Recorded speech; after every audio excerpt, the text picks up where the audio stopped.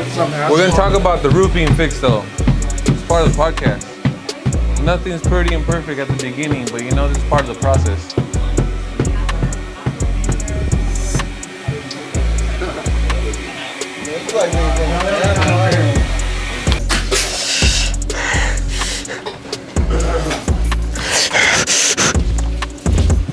Shut up! So you guys can get some. You know the Kane theme song?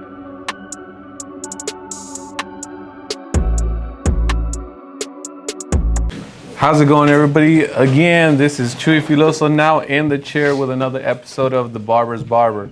Today we're at Ivy League Escondido campus with my good boy, homie, Joe, aka Babyface. What are you laughing about, AB?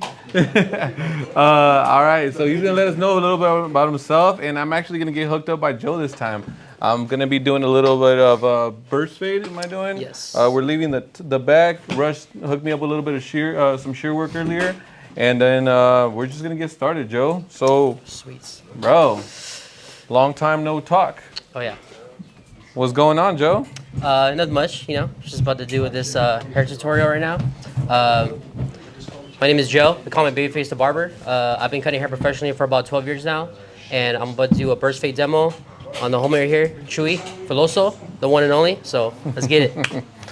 All right, Joe. How long you been cutting hair for now? I've been cutting hair for 12 years now. I've actually been cutting hair a little bit longer than 12, but I count the day I got licensed till now. I feel like that's when I can actually say that I'm an actual barber instead of being a student. Yeah, so it's been a long road.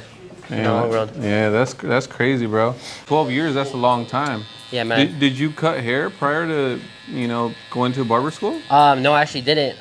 When I went to barber school, I literally started from the ground up. I didn't know how to handle a machine, nothing, zero. So definitely was a long road. What were you doing prior to doing hair? What kind of job did you do? I worked retail for a little bit. I worked at Marshall's, worked at the Goodwill, and then I also worked at, I actually spun signs. That was like my first job when I was 16. That's crazy. Yeah. It's crazy how like spinning signs still relates to kind of like barbering in a way, because you have to promote yourself daily. Oh yeah, big time. Yeah, big time. Yeah, so it's just, when it comes to advertising, it was like, that was like key. They had us like spin signs in front of Universal Studios. We were very close to Hollywood, downtown LA. So being out there and advertising all the super high-end apartments, it's pretty cool. Got to see a lot of cool, got to meet a lot of new people. Each environment was completely different from one another, so that was cool. That's cool. So you grew up out in LA? No, I grew up in Orange County. County. Garden Grove, California, right there in Little Saigon. So that's where I grew up my whole life. I don't know if we have anybody from Orange County watching, but what high school did you go to? I went to Bolsa Grande High School. Okay. Right there in Westminster. So that was the school I went to attended. I mean, you kind of talk frequently, but you still visit that area pretty often, huh? Yeah, I try to go every weekend. Visit my fiance's family, my family. Yeah, go out there to just go eat sometimes, or even go watch a baseball game, or even go to a hockey game. Did you ever cut hair in that area? Yeah, so when I first started cutting hair, I worked at a shop in Orange. Shout out 50/50 Lounge Barbershop in Orange. I was there for my first 3 years. And then after my third year, I moved to a shop in downtown Fullerton. And I was there for about a solid year. Yeah. And, I was able to cut hair alongside some great barbers, like my buddy, my best friend, Mikey the Barber. Yeah. Yeah, so I was able to go with my mentor and be with him at that shop for about a year until I moved out to Menifee. Damn, that's a crazy move, though, from Orange County to Menifee? It was the culture. It was definitely a big culture shock, I was so used to eating so many different varieties of foods, Middle Eastern food, Oriental food, and Hispanic food, Spanish food and stuff, so it was pretty cool. And then you get to Menifee, and what do you have? Just all the chain foods. It was a little quiet, than I was used to. Definitely, because I was so used to all the loud noise and people and, hearing the fireworks from Disneyland and, hearing the fireworks from the Angel Stadium, you know, when they won a game, or when the Ducks lit up the lamp after they won. So pretty cool. Do you guys have like local sports teams now in Menifee? I think don't you guys have like Storm or something like that? Yeah, so Lake Elsinore, yeah, so it's the San Diego Padres minor team, Okay. the Lake Elsinore Storm. So yeah, so sometimes we'll go to those games too. They're a lot of fun. They're like down the street from my house now, so it's pretty cool. Yeah, that's cool, man. Like, and then you've been in Murrieta for how long now? For 9 years. Man, that's a pretty long time. Yeah, about 9 years now. And you're cutting hair at Temecula now, right? Yes, Temecula, yeah. Custom Barber Shop, right there off of Winchester. Man, that's crazy. It's crazy how I know I've bumped into you in the past, and we've seen each other like at like barber events and everything. But you know, time passes, and now look at you. You actually doing your thing, and you're educating. It's crazy, and it's crazy to see how it's growing, because you didn't just come to Ivy League and decide to just educate. You went through all the phases, you know. As an assistant, you got the training, and now I think you're now leading the Escondido campus, and soon to be leading our Lake Elsinore campus. Yeah, it's pretty exciting. A little nervous, I'm not gonna lie, but I'm sure that just with everything that's new, you know. But I'm determined to make sure all my first students get their license first try. So that's definitely a big goal of mine. Yeah, that's cool, and it'll be a lot closer to your house too, right? Oh yeah, it's like maybe 10 minutes instead of an hour and like 15. Where's it gonna be at? Lake Elsinore. At the outlets, Lake Elsinore outlets. Okay. Yeah, pull up right there. Come hang out with us and the students. Yeah, definitely. You want to learn some stuff, some color. Did you hear the news on Temecula too? No. Okay, we got that one too. So Temecula should be going up and running by October. So. Oh wow. Yeah. That's around the corner. Yeah, so definitely, even though we're expanding, we're growing, we're actually growing pretty fast in very close areas to each other. So Lake Elsinore will be up and ready by April, and then you'll have, hopefully you're with us and growing with us, but we're gonna have another campus to manage, which will be Temecula. The one we talked about in the past, by the tattoo shop. Yeah, right there, right off of Jefferson. Is it off of Jefferson? Yes. Okay, yeah, that one, we got that one going on. Lake Elsinore. Actually, as a matter of fact, as soon as I'm done with this haircut, I got to go pick up the flooring for Lake Elsinore. Oh wow. Man, the campus is going to be beautiful. Yeah. Something that we're doing with Ivy League is that we're trying to, as we expand, to make sure that we're branding ourselves as a school.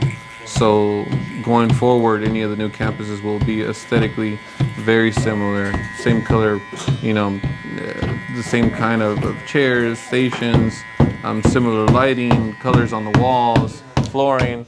I mean, we're under construction right now too. If you guys hear that, that's because we got the Escondido campus doing some construction right now at the moment. And you know what? It's kind of cool to see the progress of things. I've gone through being a student in a chair to opening a business, and now I've joined Ivy League and I'm running the business with them. So the hammering, the staying up late, the coming in early, the ups and downs of the business, I think it's one of the funnest things that you could actually go through, because once the business is built, and if you're very ambitious, you kind of get bored. You're like, well, now what? What's next? What are we gonna do with it? But this is really cool, and thank you, Joe, for being part of the process of Ivy League. I mean, I know a lot of our students have been part of that process as well, from changing of rules to changing of the curriculum to not necessarily a change, but a modification and improvements of it. And everybody's been a really good sport about it. I think that's really cool. What's one of the things that you like about educating here at Ivy League, Joe? One of the things I love about educating? Yeah. One of the things I love is just like interacting with the students, learning like all their skill levels, where they're at, and kind of helping them like achieve their goal. When it comes to like learning how to fade, learning how to use their shears, and especially how to clip over comb. I feel like a lot of students struggle with that, so I always like to try to get my advice to them and show them the way, the Ivy League way. You mentioned that you had mentors. How important do you think that is, like when you're like starting to be, when you become a barber, or I don't know if you had a mentor prior to being a barber. How important do you think that is to just kind of have somebody who's gone through it and has done it in the past? I feel like having a mentor is super important because it kind of help you guide you, you know, in the direction you need to go. And I feel like it takes a lot for someone to be a mentor, you know, because it takes a lot of time, especially out of their day or even during the shop, you know. So I feel like having a mentor is very, very important. It's super essential. You know, I was real grateful to run into my buddy Mikey the barber, just because he literally showed me everything step by step, you know. And I used to sit next to him, literally like about almost every day after I was done with school. I shadowed him, help clean the shop, clean everyone's tools, clean the restroom, go do coffee runs. You know, if someone's willing to show you how to cut hair, you also got to put in the work too. You know, especially if that's a shop you want to work at. Hey, Babyface, do you ever feel stagnant in being a licensed barber for 12 years? Do you ever feel stagnant in your career? And what have you done to combat? That's how I felt when I transitioned from the shop in Fullerton, or from Orange to Fullerton. It was definitely a big change, and prices too. You know, I went from doing just walk-ins to appointment only. So like the transition was really difficult. You know, like I had to learn how to like write all my appointments down in the appointment book. I had to make sure to follow up on appointments. I had to do a little bit. It was a lot of new stuff. So, and then when I moved to Temecula, I had a little more experience with that. So when we transitioned from walk-ins to appointments again, it was a little easier for me to do that. Because I went from doing 1 or 2 haircuts a day to doing about 12 to 13 appointments a day. So definitely like the overtime, you know, you learn how to like schedule yourself and how not to overwork yourself, and also don't double book yourself, because I tend to do that sometimes. Yeah, you forget, right? Yeah, big time. I think that happens to a lot of us barbers because we're not really. I mean, we choose this career because it gives us the freedom to kind of be artistic. Exactly. And with that freedom also comes a lot of our bad habits, procrastination and things like that. And I think that's one of the biggest downsides of being a barber is that, like, if you don't build good habits at the beginning, it's really hard to get those built, you know, down the line. Like you're saying, just keeping track of your haircuts, how to pre-book and how to get yourself busy in advance. You know, those are the little things that we forget a lot of times with this industry. It's not just you show up, clock in, and you work. There's a lot more to it that comes with barbering. Exactly. Like it's being a barber is not easy. You know, a lot of people think like, you know, like, oh, I'm just gonna wake up and go cut hair all day and dress however I want and show up whenever I want. But realistically, it's just like any other job. You know, you have to show up on time, make sure you're on time with your appointments, and just, you know, try not to slack off, because the first 2-3 years is super important when it comes to being a new barber in the industry. Cutting hair is easy. I think being the barber is the part that's not easy, right? Yeah, exactly. It takes a lot more than just, you know, cutting hair, knowing how to fade, knowing how to do a specific haircut. With time, anybody can learn those skills. The skills come with like being professional about it, making sure that you're taking care of your clientele, learning how to book yourself, learning how to pre-book yourself. And like you said, you've already had gone through it, so you were able to pick yourself back up, and, you know, not necessarily start from zero, but you were able to start from like I guess a point of experience. Exactly, yeah. It just takes a lot of trial and error, you know. Like as a barber in the beginning, you're trying to find the place you want to be at. You're trying to find the shop you can vibe to. People have the same type of personality as you. You know, I've ran into different people that have had so many issues with the shop owner, the barbers they work with, and definitely try to be in an environment where you can kind of get along with everybody, and, you know, it's good especially for your clientele. What do you think is one of the toughest things you go through as a barber? Like once you already graduate, you get that license. You're mentioning right now, I think one of them is like working around, you know, difficult people. But in your experience, what was one of the toughest things you had to go through? I guess just learning how to fade, you know, just learning how to cut hair in general. Like I feel like the first 3 years, you know, I had a really hard time adjusting. You know, I kept making a lot of mistakes, a lot of trial and error, you know, until eventually everything just clicked in. And then after that, I just progressed. You know, I feel like as a barber, you're always progressing, just because I feel like once you find a place you're more comfortable being at, and sometimes like you get too comfortable, like you feel like you don't need to learn anymore, you know. But it's always constant learning. Even for me, you know, me being here at the school, I'm learning how to color, I'm learning how to do a lot more shear work. I just learned how to do designs. So that's definitely a big step for me because it's one of the things I've always wanted to do. This industry always helps you learn. You know, it always gives you the opportunity to learn, and I think it's like a big responsibility of ours. You know, that to not get stagnant. I think to answer Austin's question is like, how do you not get stagnant? Continuous education would probably be one of the best options, right? Oh, big time. To make sure that you're not stagnant, that you're learning all the time. I know just recently, minutes ago when Rush was cutting the back of my hair, we're talking about that, and the students are acknowledging like, yo, Rush, you saw this haircut not even a month ago, and now you're attempting it, you're perfecting it, and it's getting a lot better, right? And even as educators, I think it's really important to stay relevant and continue to learn, right? Yes, exactly. Learning is just part of life. You know, you're always going to be learning no matter what you're doing. I feel like when you stop learning, that's when it just everything's just, you know, I feel like there's no fun into it. I feel like excuse me, like keeping yourself motivated, you know, like keep watching videos, tutorials, you know, like it just keeps everything fresh, especially keeping up with the trends. As a barber, you know, keeping up with the trends is super important, especially with all these high school kids that are coming out wanting like the burst mullet, you know, or like the crop top with the mullet, with the burst fade, you know, so cuts are definitely getting a lot more complicated, so I feel like continuing education or even like just keep watching videos of barbers cutting with the new haircuts is super essential. What do you think are one of the things that you do? I could think about something right off the top of my head that you do, but what's something that you do to keep yourself relevant and to make sure you're up to date with trends?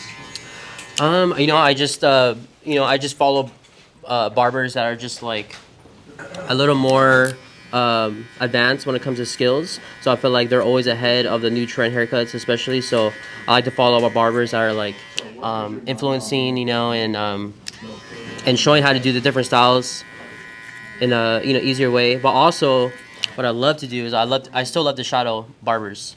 You know, I feel like even when Chuy cuts hair at the main campus, or even someone comes in for a demo, you know, I feel like I still learn a lot from that, and I definitely feel like every barber should go to a hair tutorial or even a hair show, a showcase. It just keeps you motivated, you know. There's so much talent out there. That's what I was going to talk to you about, because I know that you do that a lot. You go to a lot of hair events and showcases and places where the community of barbering gathers. How important do you think that is to you? It's super important, you know.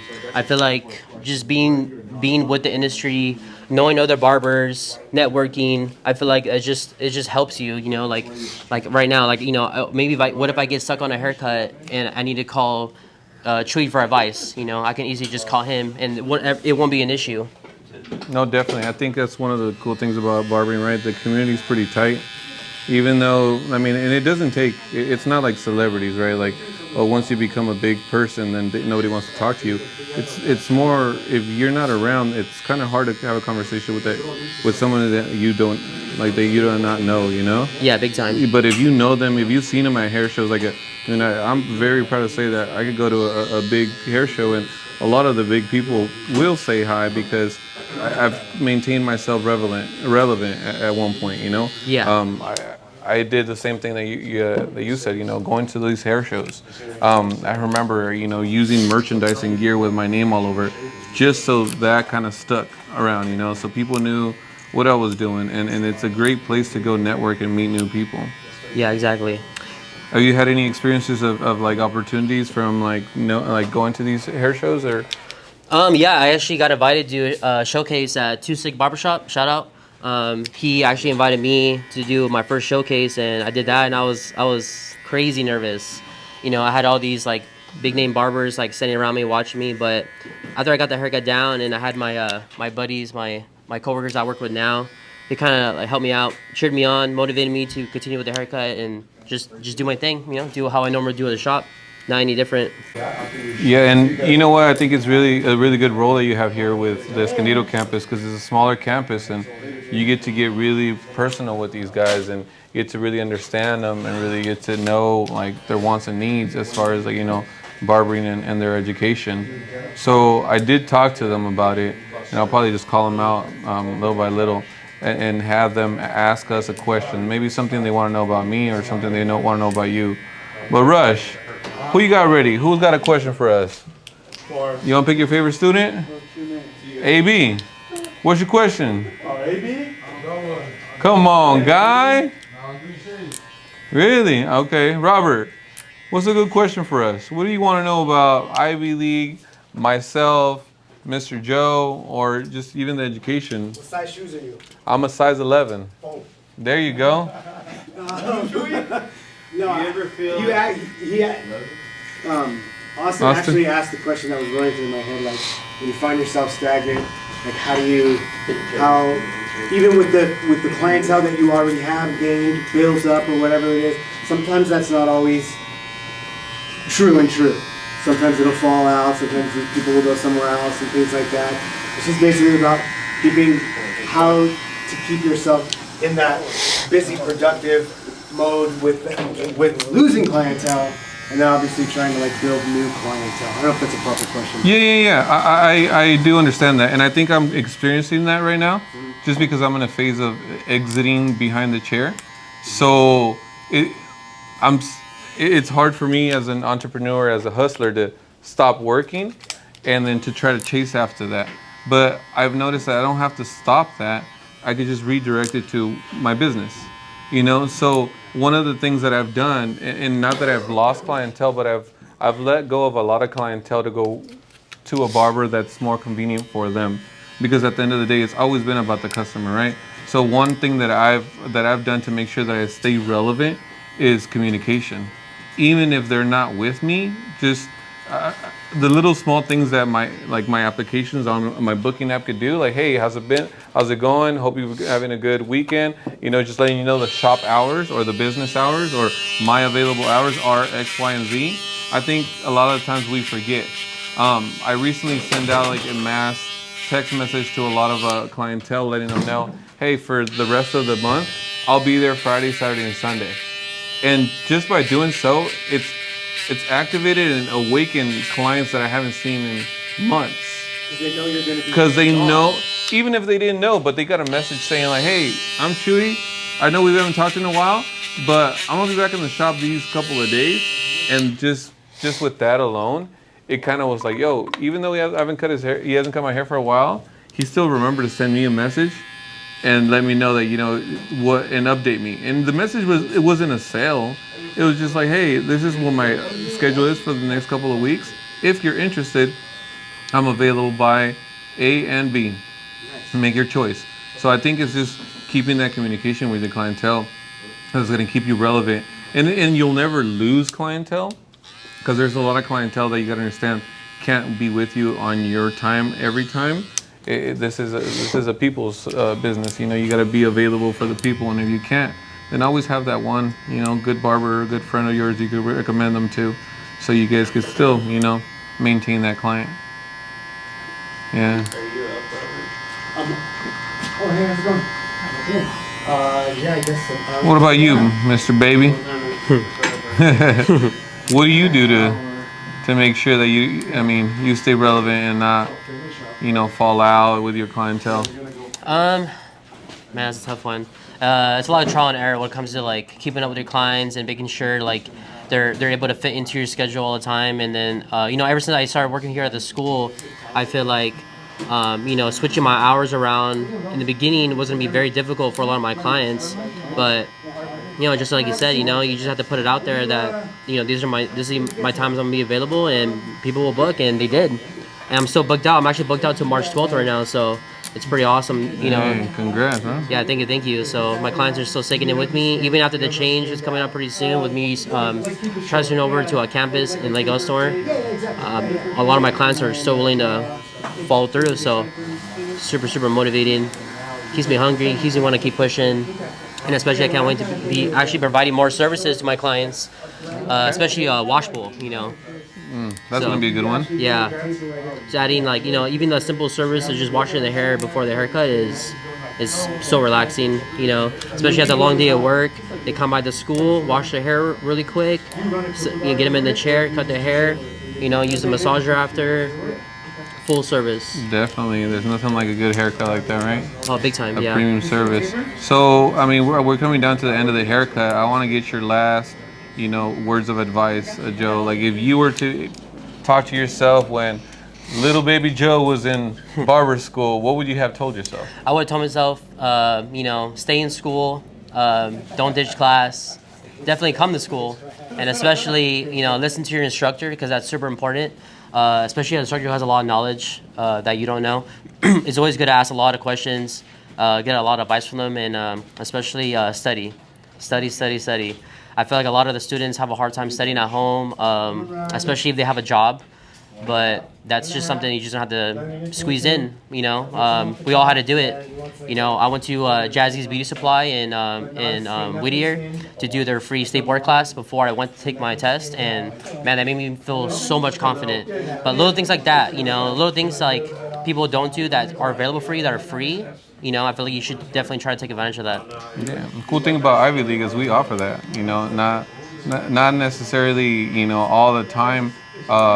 Like as a free class, but on a weekly basis, it's part of our students' curriculum. And the cool thing is that any students that have graduated from us, they could always reach back out and get like up-to-date information and caught up with any studying they need to. Just got to make that phone call and get a game plan with one of our educators. Exactly.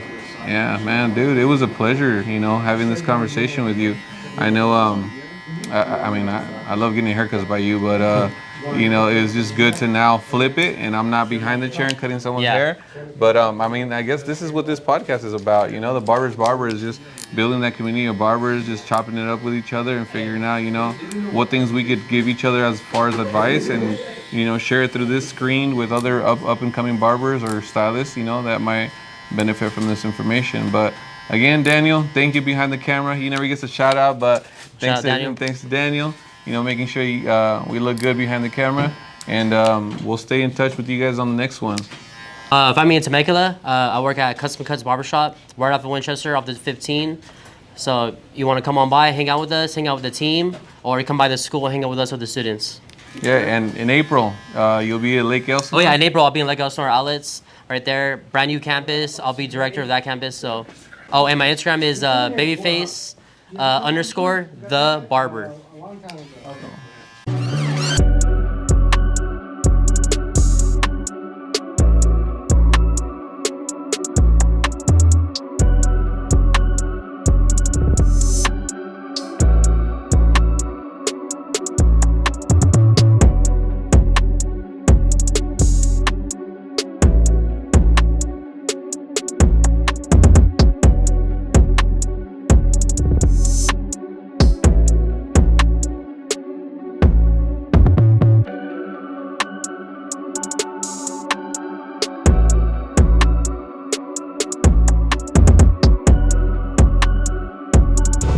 Shout out German Republic. I used Slake grooming paste today.